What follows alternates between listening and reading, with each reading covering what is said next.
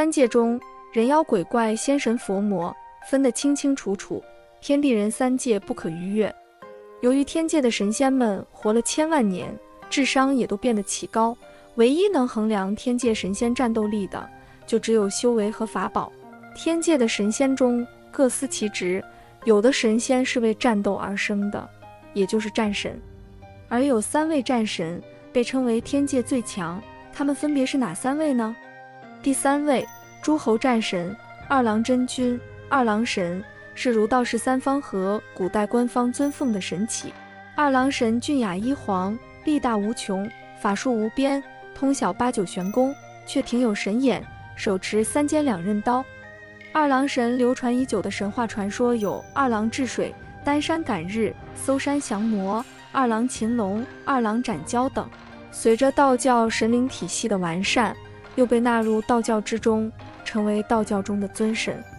在民俗中，二郎神更是一位神威显赫、善于变化、英勇善战的天神，能安四方、护边陲、解民苦、助中兴。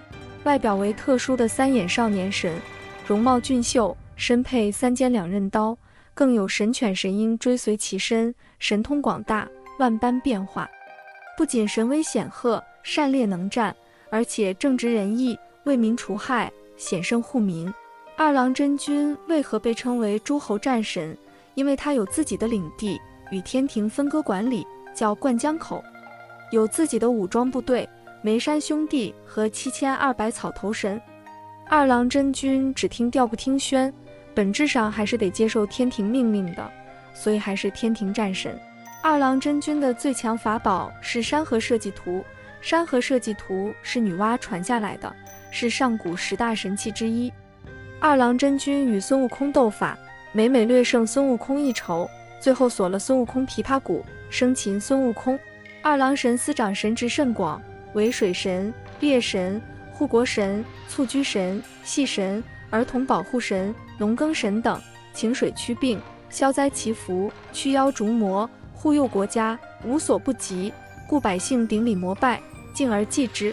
二郎真君乃世间解之男神，内外光明，法力无边，文武双全，侍奉天道，活成神话，利益众生，兼具镇守、降魔、成长全方位功德。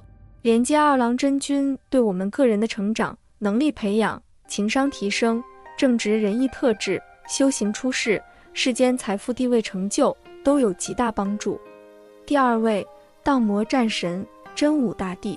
真武大帝又称玄武大帝、9天荡魔祖师、3元都总管、玄天上帝等，尊居元和千孝府。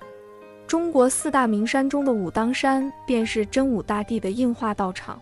真武大帝形象非常威武，其身长100尺，披散着头发，金锁甲胄，脚下踏着5色灵龟，按剑而立，眼如电光，身边侍立着龟蛇2将等。元始天尊说，北方真武庙经注，真武帝君原来是静乐国太子，生而神灵，察微之运。长大成人后十分勇猛，唯悟修行，发誓要除尽天下妖魔，不愿继承王位。后遇子虚元君，授以无上密道，连月游东海，又遇天神授以宝剑，入太和山修炼。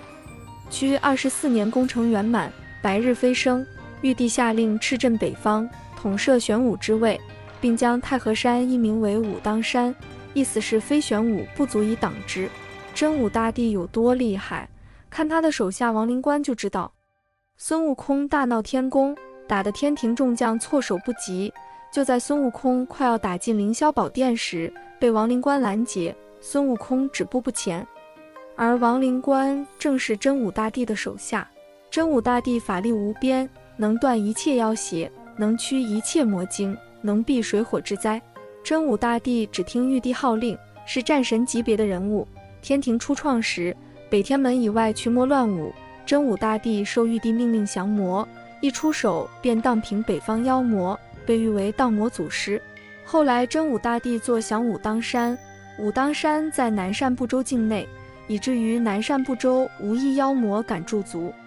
右圣咒称真武大帝是太阴化生，水位之精虚微上应，龟蛇合行，舟行陆河，威慑万灵。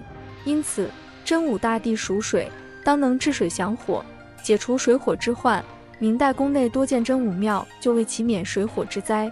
第一位，上古战神刑天。上古时期，三界的主宰还未定，一切还在大战中。主要的一战就是黄帝战蚩尤。如果当时蚩尤赢了，蚩尤就是三界的主宰，他的战将刑天也将被封神、封战神。可惜蚩尤败了。蚩尤死后，黄帝隐退，蚩尤部下战神刑天不服，于是又掀起了一场战争。这时候刑天对战黄帝，黄帝凭借着实力断了刑天首级，将刑天的头封印在长阳山。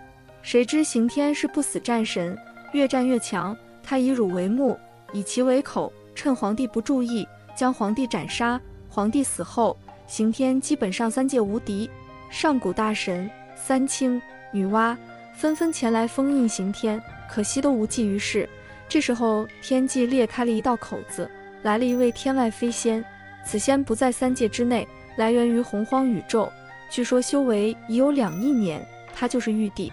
而那时候盘古开天也就100万年，100万年修为的刑天怎么敌得过2亿年修为的玉帝？被玉帝封印于长阳山，身首异处。众神请求玉帝主宰三界，免得战乱再起。于是玉帝创立了天庭，设置了仙班，三清第一个入住仙班。以上就是今天的内容，喜欢请订阅、点赞、转发，感谢观看，我们下期见。